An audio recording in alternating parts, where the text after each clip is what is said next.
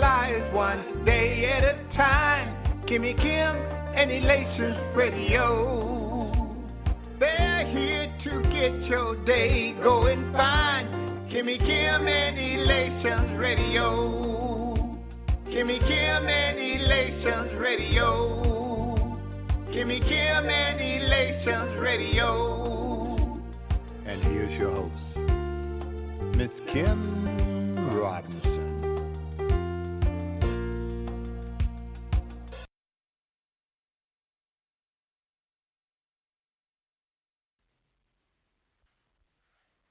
It is your boy Lonnie Hunter on your favorite station, family, giving you your get it done mindset of the day regarding favor. And as you see people walking around, as you see people being blessed, as you see people achieving their goals, reaching their destinies, and you wonder what kind of favor is on their life.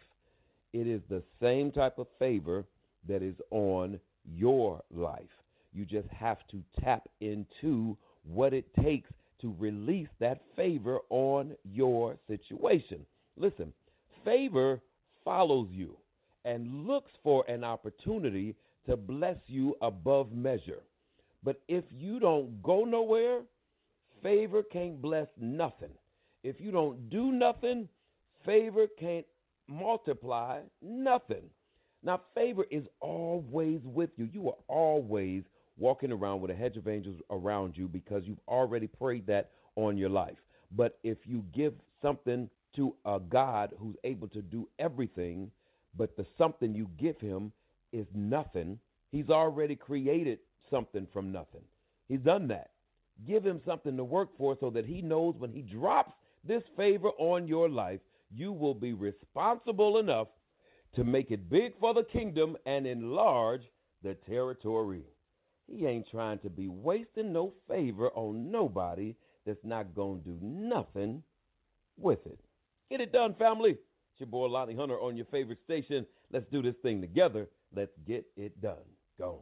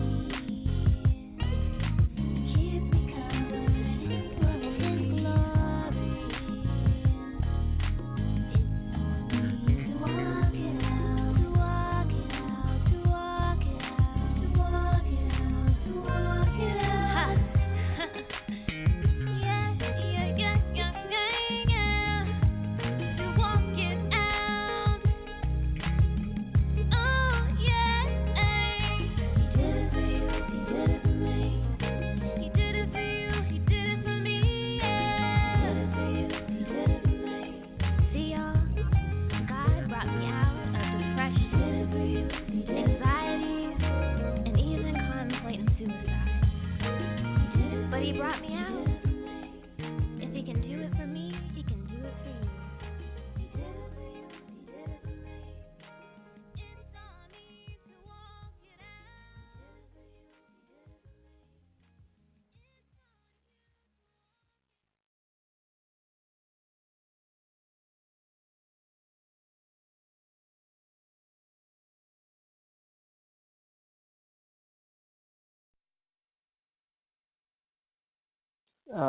Shout out to everybody. Just today's a good day. Well, shall I say tonight is a great night. So I hope everybody got a chance to relax. Been having a lot to think about this week, a lot to think about. And hey, welcome. There's been a lot to think about this week. This has just been the most awesome week for me. I guess every week is awesome for me, but I've been dealing with a couple of verses this week, and one of them I was looking at was Hebrews 12:13, where it talks about, it says, make straight paths for your feet. Oh, yeah, so that what is lame may not be dislocated, but rather be healed, I keep thinking about how God works things out for me, how he's been working things out this week, and I've gotten quite a bit of bad news, family. I've gotten some bad news this week. I guess one side of me says it's bad news, but the other side of me says it's great news because God gets an opportunity to get some glory from my life. So I was thinking about that, and I started thinking. I said, God, you wrote a script for my life. The script that you wrote for my life, you know what? The devil cannot have. He can't alter the course that you have for my life, right? Because I'm telling you, I got some bad news, but man, God is good, and the adversary, they're throwing all kinds of things out against us. We are God's people, and I'm telling you, the enemy cannot change your destiny. So I want to start out today by just encouraging somebody, and I want to encourage somebody to deal with the reflection in the mirror, deal with the enemy that's in the mirror, right? Because God has something for us to do. Since the devil can't alter our life, check it out. We can alter our destiny, right? You know what I'm saying? But I want you to hold on to God's word so that you can determine your destiny, right? Your destiny can be determined by your obedience. So that's what I've been thinking about. That's what I've been thinking about this week. So, we all have a purpose in God's kingdom, and God has a purpose for us. So He didn't make us to just be lame and sit. He gave us what we need so that we can move forward His message, so we can go in, and so that, we know the devil is our enemy, but He made us in such a way that we ourselves can be our own worst enemy. That means that you yourself, when you look in the mirror, you can be a worse enemy to yourself than even the devil can be. Ain't that something? Yes.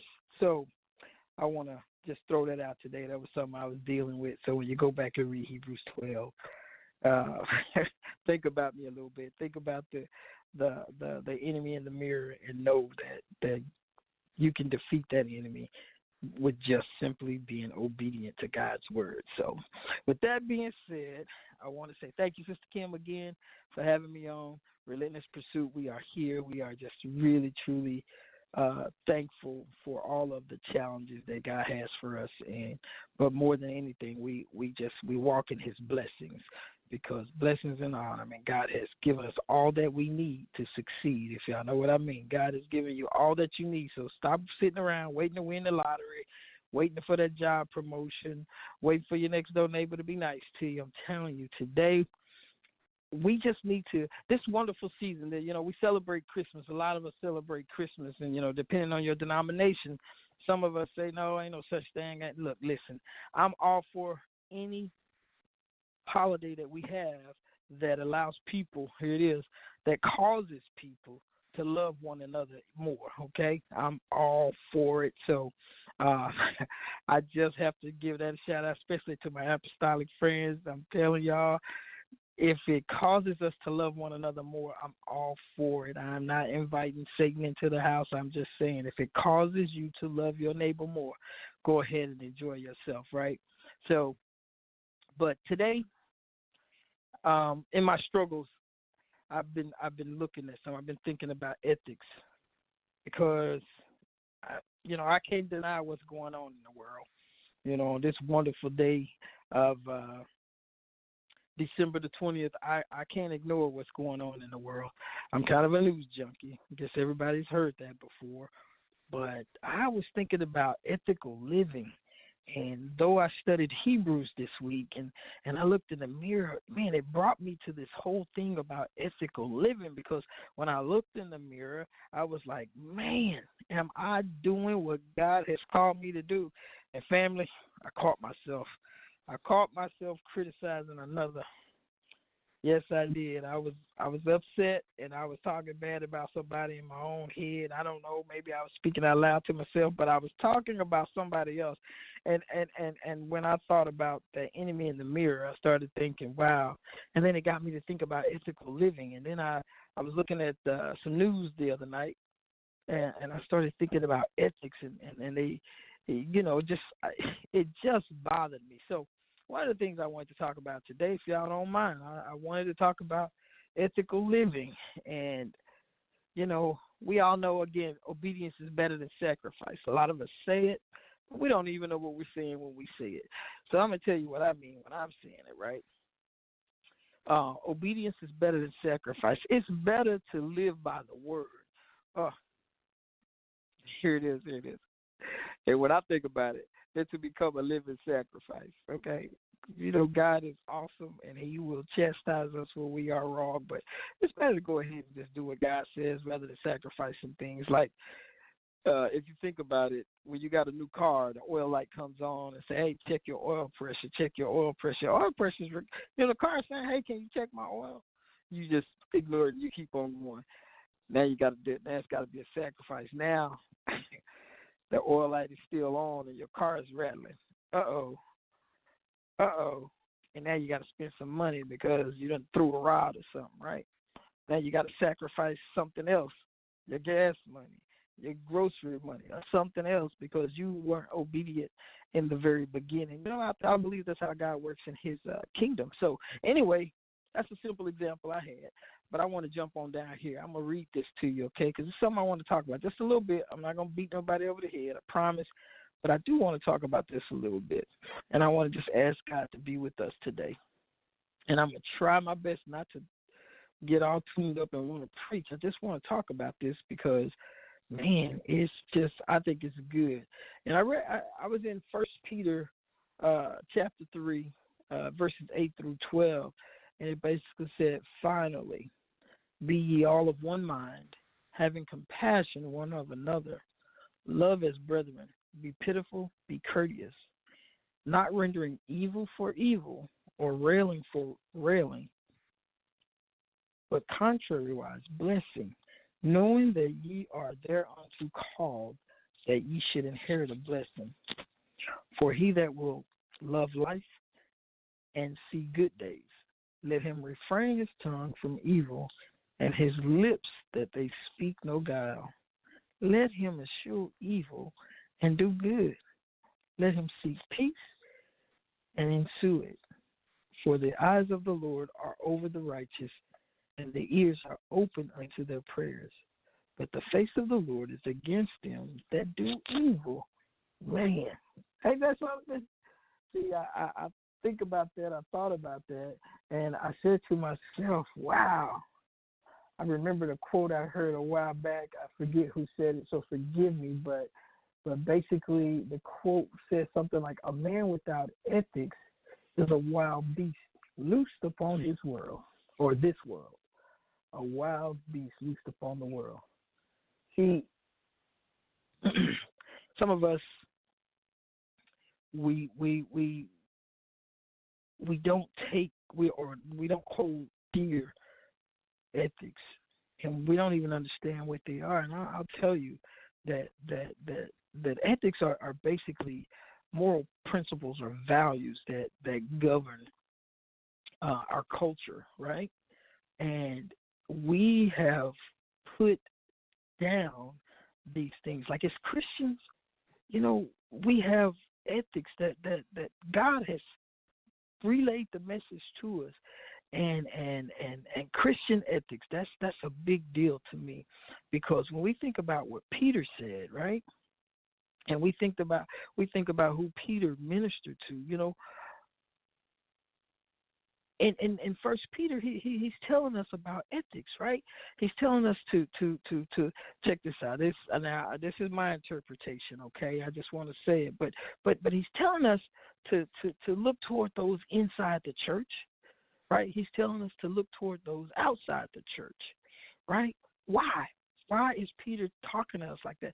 The big reason for us having to look, because we got to minister to these people. Believe it or not, if you're in the church and you believe in God and you are out talking to people, just living your life, you're basically a minister. We're all called to minister one to another. So you look inside the church, we look outside the church, and the reason why we're trying to be mindful and we're doing this is, check this out. God is watching. That's right. God is always watching. He sees everything we do, right? So I believe that Christ has called us to treat others the way he treats us. Here it is. This is the good thing, all right? When you go back to First Peter again, he's telling us how we are to act. You don't believe me, do you? Okay, watch this. So we look towards those inside the church, okay? When we get to verse 8, we're looking at those inside the church. And then when you think about those inside the church, well, check this out. I want to talk to everybody. I want to talk to all of you, right? Because in this part of Peter's letter, he talked about specific relationships. When you go to chapter 8, you find that he talks about the people in authority. Look at this. Our bosses, all the people that we come in contact with, these are all of our relationships. He talks about our husbands, our wives, our children. Basically, these ethics that we have, it affects all of these relationships, right? And then now he's going to talk about some additional things, right? We find that he'll address all those people, as I keep saying, all those people inside the church and outside the church, right? And then he tells us to be mindful, right? He tells us to sympathize with one another. He tells us to love each other. And he don't just say love each other. He says love each other as brothers and sisters. Man, how do we do that? Because I'm kind of rough with my brothers and sisters. I'm kind of one of those people. I'm guilty of, how do I say it, telling it like it is, right? But he also says be tenderhearted, and he says keep a humble attitude. And I have to admit, family, I kind of struggle with that. Because, man, I feel like we've talked about this 100,000 times. Why don't you have this down pat? Why are we still struggling with this, right? And it is funny because I have a friend who has more patience than I could ever have. And he's just a really plain person. And he says to me all the time, man, look, you got to keep an open mind about how you deal with people, right? And so I'm learning, again, as I was reading this, I was just thinking to myself, I'm learning to truly be humble and be tenderhearted and not think of it in a negative way. It's always tough when we go through it that way. We start talking about our own virtues, right? And how we as Christians, we have to, when we focus on our virtues in this world that we live in, no matter how tumultuous it is, we have to demonstrate our virtues. It's not enough for us to just talk about them. We have to demonstrate all of our virtues, right? And we have to do it in such a way that we continue to live, right? And we live with one another without being like the world. We are of the world, right? We are in the world, but not of the world. We cannot fall back. We can't fall back on craziness. And I tell y'all what, just because you admit you're a Christian doesn't mean your life is going to be perfect. One of the things that I struggled with, I have struggled with in my life, is that I didn't have a lot of basically harmony in my life. Harmony in both my mind and my spirit. I had a lot of animosity in my life, and it kind of permeated into my spirit. Like I became that very reactionary person, and it was tough. So again, when I was reading this and I'm thinking about what is Peter talking about, it just kind of added up. I mean, there were so many different points that I could get out of this, and how he was, how he wanted us to address the people in and outside of the church. And I'm trying to be as I guess the word is generic, because a lot of times when we start to speak about certain principles, certain values, we make them so spiritual and holy that if you're not churched, you don't feel so comfortable spreading the word, I'll say. I went back and I thought think about the part where he says, be of one mind. I think that be of one mind refers to working together for a common goal, right? And that common goal that we have as Christians is spreading the gospel, right? But there's a way we should do it as well, right? So I really was having a good time reading First Peter today, and it was such an eye-opening experience, because I'm just like, I'm looking in the mirror, because again, I was talking about the enemy in the mirror. I look in the mirror and I see that I'm my own greatest enemy, and it's hard. Guys, this is a wonderful season for us. We call it the holiday season, right? We had Thanksgiving, and it was all about sharing your love with family, and we gathered around this huge feast. Most people fixed huge dinners, and they invited cousins and relatives over that maybe you don't spend much time with, or maybe it's just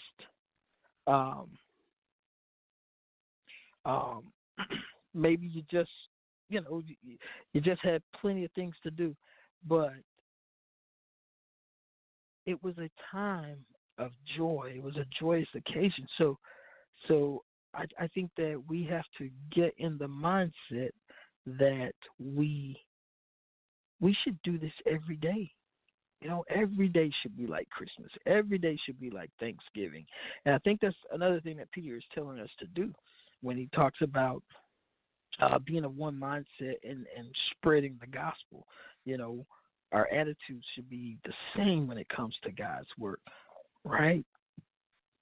And the beautiful thing is, if you've got that mind and spirit type of harmony, you can work with all different kinds of people. All different kinds of people. We work together for God. We work together to spread God's word.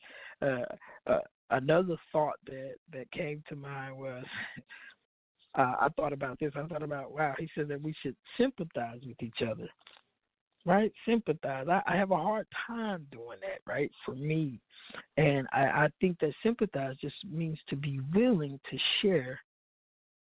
All right, here it is, in others' needs, right? Just be willing to share in the needs of others, and for us to always be responsive to other people's feelings. It's not a crime being sensitive and compassionate towards someone else. It's not a crime. But if you look out into our world right now, we have to struggle to get that message across. A lot of times we don't know, we don't even understand, we don't even want to. We look at TV, you see what different organizations are doing, you see what different politicians are doing, and we adopt that type of attitude because, well, tough love, that's what we call it a lot of times. And we forget that at some point we weren't in these positions where we could look down on other people.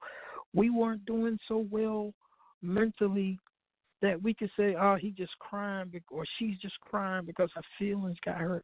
We weren't in a position to say to a friend, hey, if you just work a little harder, you'll make more money. No, not too long ago, we were all struggling. So one of the lessons here out of First Peter I took was again to to be sympathetic, to sympathize with one another. And then another is, here it is, man. Called one of my brothers today, and we were talking, and he was getting all emotional about a situation he's going through, and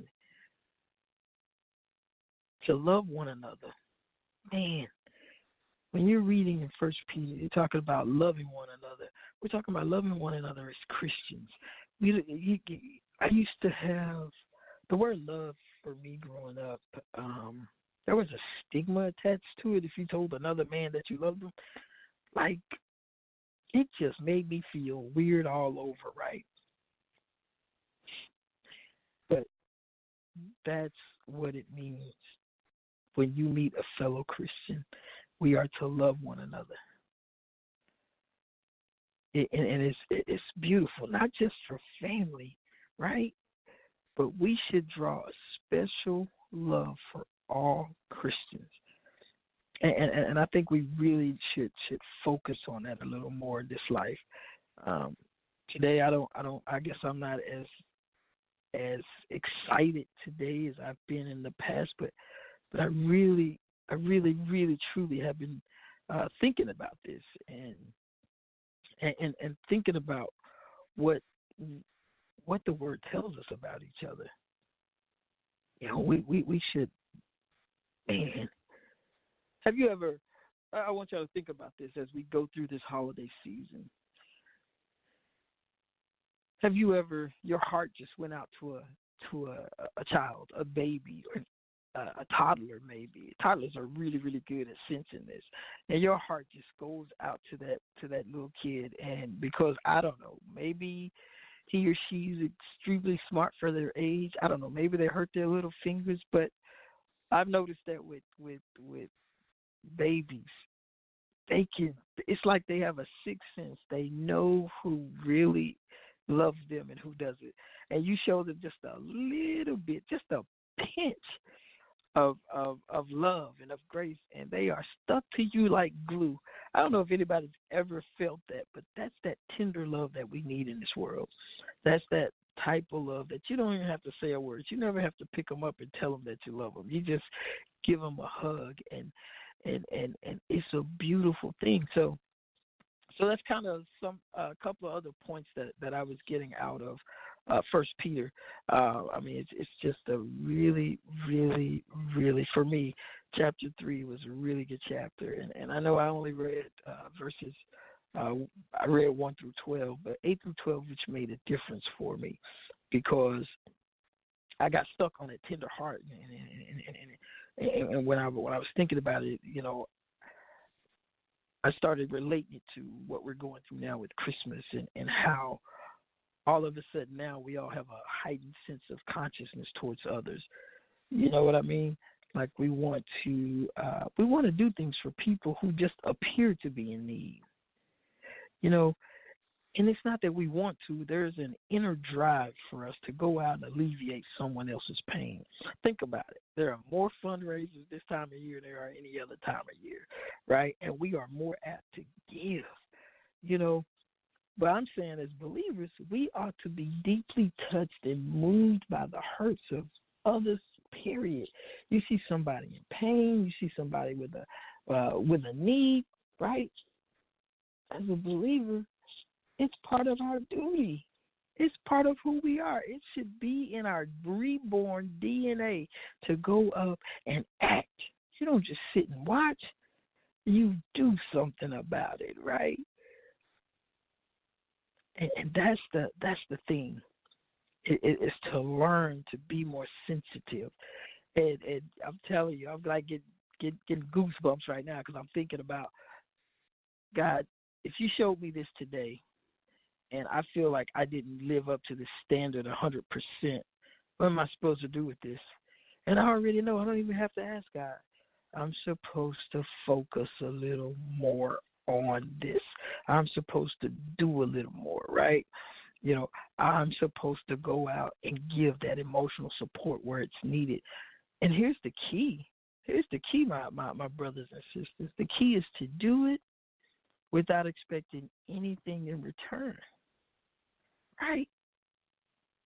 See, we have to have humble minds. what does that really mean? I got a humble mind. When I say it, I'm talking about having an honest estimate of yourself before God. You see, just because you have humility, a lot of people think it's going to degrade them. It's going to do it. It simply doesn't negate your own worth or abilities, right? It doesn't cancel them out, but nor does it inflate them. As Christians, and I think as a humble Christian, we need to honestly look at ourselves, and we need to view our characteristics and our abilities, and we need to do it in such a way that we are paying homage to God. We're saying, thank you, God, for these gifts, these characteristics, these abilities. See, a lot of us, including myself, we get caught up. We get caught up in what we think we've done. We get caught up in what we think we've accomplished. And I think that we've got to, that I have to, I'm going to talk directly to myself right now. And I think that what I have to do is understand that I couldn't do this by myself. First and foremost, I needed God. God was my creator, right? God is my creator, so I couldn't even be here without God. Yes, I can give my mom and my dad the credit, right? Because they had to get together, made up, and then create me. But God already knew that they were going to get together. Check this out, because He said, "I foreknew you," which means that I knew you before you were born. So He foreknew my parents as well, and He knew they were going to be together, and I was going to be here. So I've got to first give Him the credit, and it's funny, because another thing that I didn't know about humble people, one of the things I didn't know about humble people is they can encourage one another, and they can rejoice with each other, and they can enjoy each other's successes, and they don't even compete with one another. They just love one another. You know what, Brother Sedtic, you did a great thing. I'm happy for you. You know what, Brother so-and-so, you did a great thing. I'm happy for you. And we don't do enough of that today. We don't do enough of that today. All we want is what we can get. I got mine. You get yours. I can brag about everything I got, but I can't help you get anything. And that's I got to admit, that bothers me a little bit. And I think that's why I was reading this today. I don't know. I just want to thank God for guiding me to it and let me know that, it's funny. I was talking to a lady. As a matter of fact, it was the first African-American female judge here in Louisville. And we were talking about some of the sports teams here. We were talking about the coaches. And of course, in Louisville, Kentucky, you got to love your sports teams, and you got to love the coaches because they made the teams great, right? Well, I put out a question. She asked me a question, hey, how do you feel about this person? I said, I think they're a good coach, but on that whole moral side of things, I'm not all that thrilled with them. And so she proceeded to chastise me, and I only had one thing to say. My one sentence was, I get that, but my one sentence to defend myself, and I wasn't really defending myself, I just wanted to kind of point it out to her. What's this right here? Check it out. I said, character means something. See how many of us as Christians understand that character means something. What you do when nobody else is looking, that what you do when nobody else is got eyes on you, is paying attention to you, what you do. See, I think one of the things we lose out on is we forget to truly love our faith family. I think we truly forget that. I believe, I'm going to have to look it up at some point, but I believe the scripture I wanted to look at was Romans 12:9. I think that's what it was. I'm going to have to look it up because, you know what, I apologize. I don't know that one off the top of my head. I did make a note of it, though. But basically it says don't just pretend to love others, right? It says really love them. Hate what is wrong, hold tightly to what is good. And it says, love each other with genuine affection and take delight in honoring each other. I believe that's I'm 100% right on that. So as I moved over to Romans, and how does it take me back to 1 Peter again? It talks about never ever forgetting that we are family. And let's not even just go by your last name. I know if you know anything about Kentucky, you've heard of the Hatfields and McCoys. Right. Those are family names, and they hated each other or loved each other just because of what the last name was. But God is saying, and I'm saying to you, that if you're a child of God, that we ought to be honoring and loving each other just because we're in God's family, right? You know, Peter is talking. He's talking about this, and he's saying that he's saying for us to love each other deeply. You know, it's not just a surface love. I like you today because you did something nice for me. No, he's saying let's care for one another. Let's protect one another. And let's be sincere about it, right? When we start talking about loving each other deeply, that means that I love you like you're my blood relative, you know? Like they always say, blood is thicker than water. Well, see, in the kingdom of God, then if we all are saved by the blood and we all share the same blood, then we should just be loving one another. We should protect one another. We should respect one another, right? And the reason is that we are all the family of God, right? And that's a beautiful thing. And as I was reading in 1 Peter, I was just like, wow, okay. All right, and we're talking about inside the church now, right? You know, that's those of us that are inside the church. We need to understand that this is what it is when we come to church on Sunday. How many of us have gone to the house of worship or to church on Sunday, and you meet somebody? See, I go to a small church myself, so. But if you go to a mega church or a large church, you meet somebody and you've never met them before. You're like, you go here? And they say, yeah. You know, how is that family if you don't, you know what I'm saying? But you don't have to know their names to show them love. You don't have to know their names to pray with them and to have compassion for them, right? That's the kind of the example I was getting from Peter.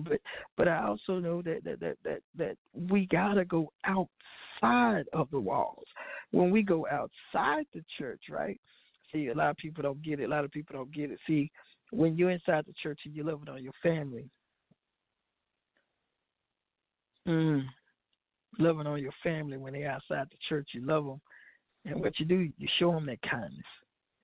When you meet your family outside the church. So this has been a pretty robust day for me. And as I sit here and I think about this, right, check this out.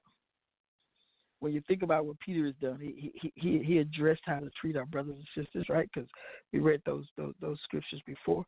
And then what Peter's going to do, he's going to give us some instructions on treating those outside the church, right?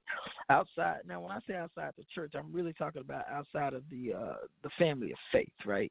People who maybe they know God, maybe they've rejected God, but they are outside the church. They are outside of our family. See, Peter goes on to say, he says that don't repay evil for evil, right? He goes on to say, don't retaliate with insults when people insult you. And then check this out. Now, this is the part that gets me. It says, instead, pay them back with a blessing. Hold on, I'm going to say that one more again.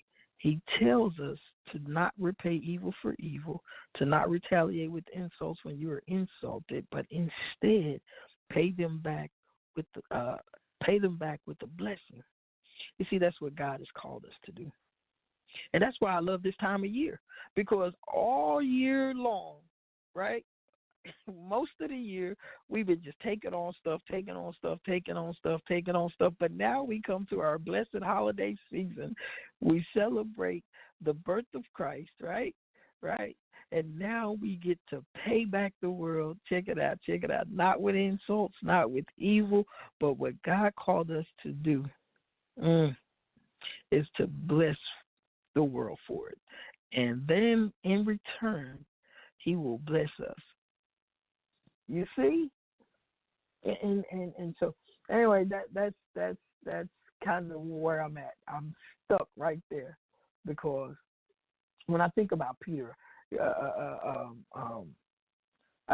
it's hard for me to imagine that Peter is thinking about throwing Christians out into hostile environments, right? And so what I think it is, I'm sitting here and I'm thinking that he was moved from like the inside Christian ethics to the outside type, like he moved from the inner circle to the outer circle, right? When it comes to ethics and what he was doing or what happened there, he was learning how believers should relate in a hostile environment, and basically what I was getting out of it today was how we as Christians, as we as believers, how we should relate to a hostile world that we live in today.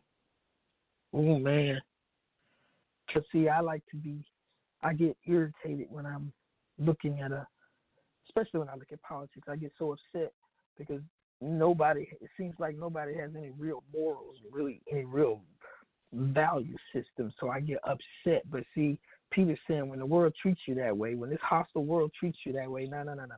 We have to react differently. You see, Peter sees the Christian response to be pressure from the outside world, right? He says our response is passivity. There we go. That's the word I'm looking for. Passivity and grace. We should not be aggressive in retaliating at the world because the world is so mean to us. So Peter says to the Christians, he said, look, your response to pressure from the outside world is to be one of passivity and grace. Wow. Don't be aggressive. So wait a minute. So if somebody throws a rock and hits my car, don't get mad, Cedric. Don't get upset. Or somebody bumps into you in the mall. This is a busy season. We're talking about love, right? They bump into you in the mall because they ain't paying attention to you, and they don't say, excuse me. Don't return that. You can't return that hostile nature. And I'm like, man, whatever. How many of us have a problem with that? But me personally, I'm like, man, whatever. They're my triggers right there, right? They being disrespectful. But Peter is saying, nope, you can't be aggressive. And so as I was reading today, I started to think about it. And then the question comes to mind is why? You see, there's a simple answer. And for those of us who love to ask the question why, there is a very, very simple answer. And the answer is because this is what God called you to do. And he's going to bless you for it. That's the simple answer I came up with today. You see, I started thinking that Peter anchors all relationships. Or what am I trying to say here? Peter anchors relationships to outsiders. Check it out. In their calling and in their promises with a blessing. So in other words, he's calling his anchor. He's saying, I'm anchored to you. I'm here. You are outside the church. Because remember, he's talking about the outsiders in 1 Peter. He's talking about the people outside the church. But he's saying that when they're moving in their calling and in their promises, he's calling them a blessing. So Peter has met these people outside the church who are not all that great, but when they're moving in the way they move, he's just saying it's a blessing to be there. It's a blessing to assist. It's a blessing to meet you. So I still have a problem with that because as I was reading this, I'm saying, so they can do all these crazy things to me, but I got to count it all joy. I have to render it a blessing. See, and the reason it's a blessing, check this out. The reason it's a blessing because it's an opportunity.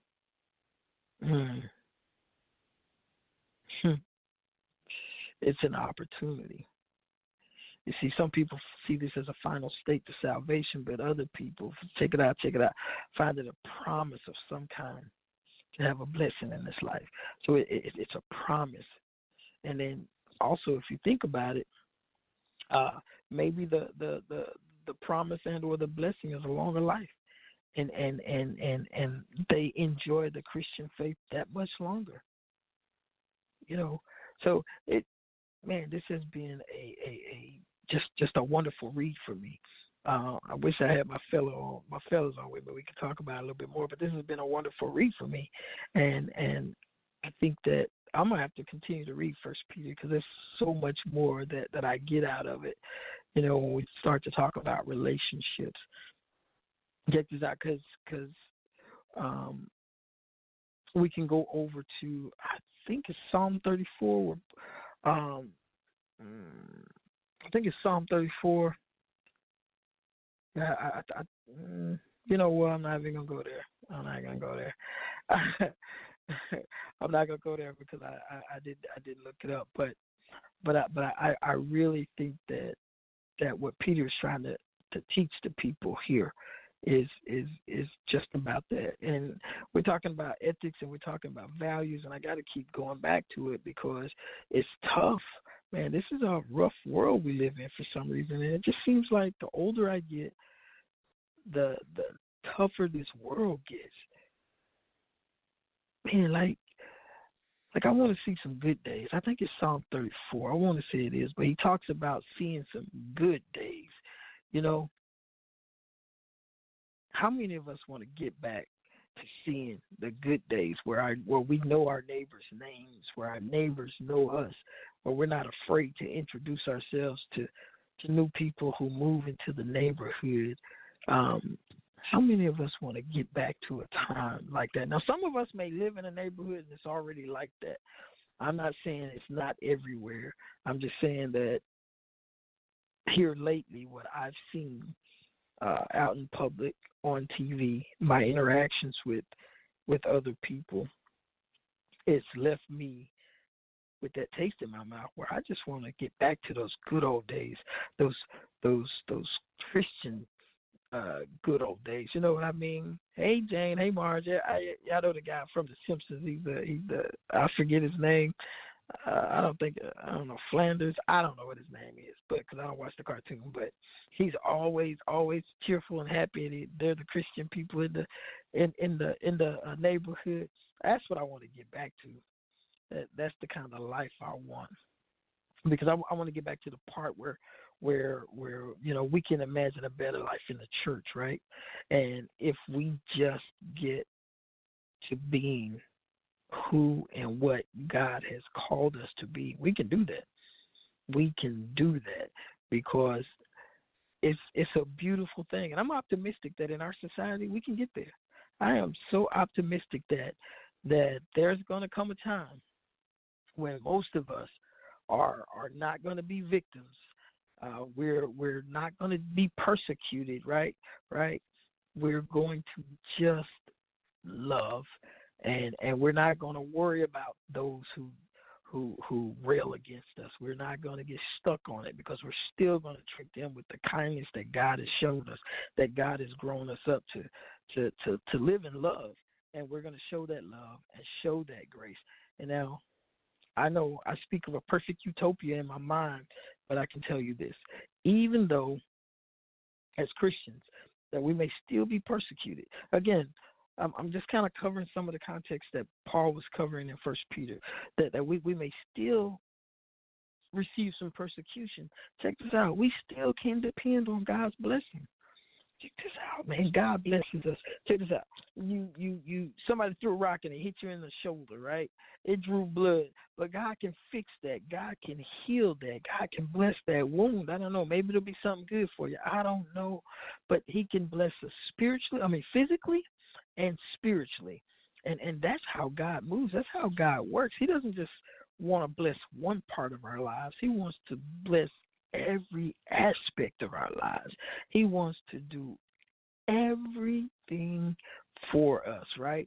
Because he's called us to love the world just in the way that it is, right? Just the way it is, but we just like he did. He's the shining example, right?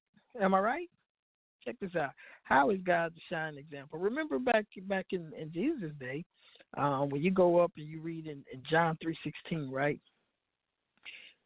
God has called us to love the world the way he did, right? Think about this. I think John 3:16 says, "For God so loved the world that he gave his only begotten Son, so that everyone who believes in him will not perish but have eternal life. Oh, man, think about that. So if Jesus loved the world, check this out. We're talking outside the church, not just inside the church.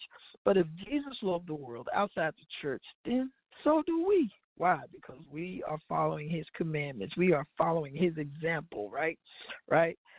Check this out. If Jesus was willing to give his life for the world, then so should we. How many of us want to see? Again, that's what we talk about, looking in the mirror, looking at the enemy in the mirror, because the enemy in the mirror is that selfish person says, I'm not going to give myself up for this, right? But see, we're talking about following in God's footsteps. We're talking about loving the way that God loves, right? And check this out. I just want to say this, and check this. If we call ourselves Christians, right? I call myself a Christian, which simply means followers of Christ or little Christ, right? Here we go. Then we have to do what Jesus did. Oh, my God. Remember those bracelets? What would Jesus do? We have to get used to that. We have to start doing that. Yeah, if we're going to call ourselves Christians, if we're going to call ourselves followers of Christ. Now, Peter gives us a basis for some of our ethics, right? For our ethics, he says, when you read verses 10 through 12, he says that God is watching. We find that God is watching. He says the eyes of the Lord are upon us, basically, right? So when you think about this, because you can read this again in that Psalm 34, but Peter basically says, if you want to enjoy life and see many happy days, keep your tongue from speaking evil and your lips from telling lies. See, that's the way I interpret that, what he was saying. So if you want to enjoy many happy days in your life, man, stop talking so much. Stop speaking evil stuff, right? And stop telling lies. I'm sorry if I'm offending somebody, but if you're offended, that means you might be guilty of something, right? Right? You see, when you think about when you think about that, you say, if you want to enjoy life, right, and see many happy days, hey, you know what he's referring to? He's referring to people that trust God. Yeah. And he's referring to the people who want to enjoy their earthly lives. And if those people aren't worried about what's going on outside, they're not worried about their circumstances. They just want to enjoy their lives, right?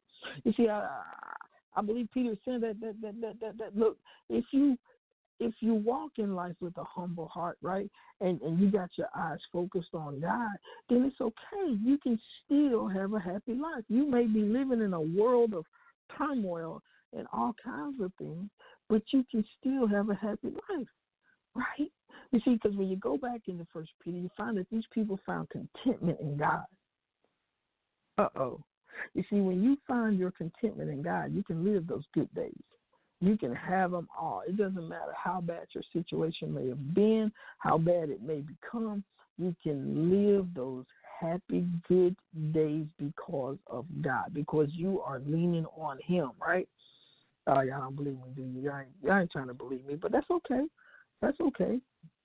And that is all right, because if you go back into Psalm 34, you'll find that when it talks about or when I say righteous living, you'll find that it suggested that the psalmist basically suggests righteous living or living righteously, right?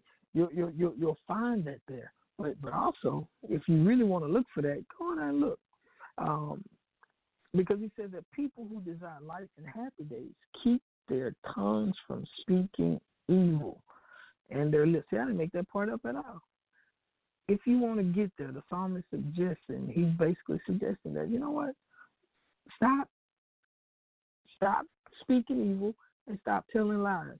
Now, how many of us can benefit from somebody not speaking evil? Because I know when I talk evil, I start to act out evil. I start to do things, right? Another thing that we find that what we want to do, and again, I'm gonna be quiet here in a minute because we don't have but a few minutes left. But I also want to say this. You know, I made a true goal for myself, and after reading this today, and I decided I'm just going to. I know sometimes when I'm by myself, I'll speak my mind. Some of my closest friends, but I'm going to try to keep any kind of displeasing speech out of my mouth. If I don't think God would say it, I'm going to do my best not to say it. And I'm going to work really, really hard to maintain it. You see, because once we can correct the words, once we can connect the good words to describing people, places, things, or events or whatever, now we can connect the good action to it, right?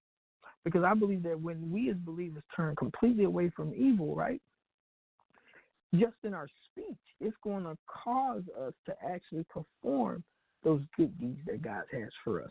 And I'm praying that that's going to be my result, right? Because, you know, it just don't feel right sometimes when I can just say what I want to say, right? Right? Because I believe that words are connected to action, right?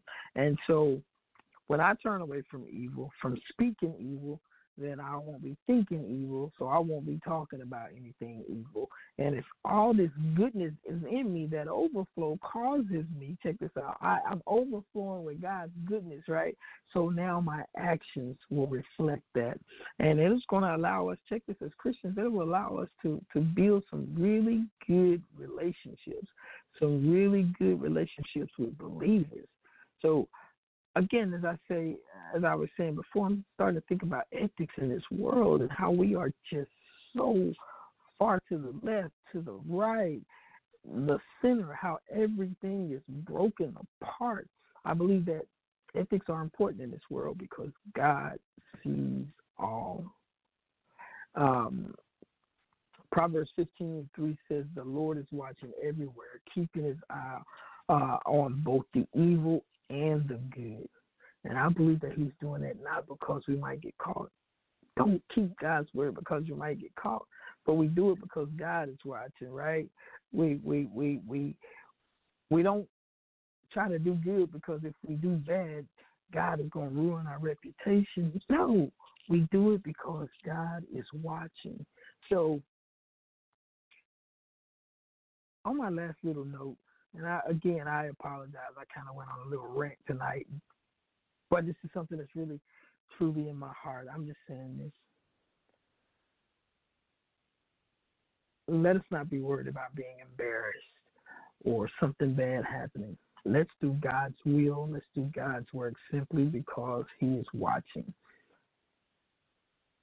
And if you're having just a hard time with it, I just want to leave you with a couple of questions. Just real easy, real simple. Before we tune out here is, I want you to ask yourself, look in the mirror. The enemy's in the mirror. Look in the mirror and say, how ethical am I? Or better than that, you just say, how ethical are you? How ethical are you towards the church? There it is. And how ethical are you towards people outside the church? And remember, when you start to answer these questions to yourself, just remember that God is watching. So with that being said, I just want to say thank you, God, for allowing us to see another great day. And just, man, thank you for allowing all the things happen. All the possibilities come from you, God. With that, Sister Kim, if you don't mind, I'm going to roll over here and I'm going to pray a little while longer, but go ahead if you would cue up the music and take us out. I want to say thank y'all again for listening to Relentless Pursuit on Elation Radio. And thank you, Sister Kim, for being the wonderful, wonderful producer you are.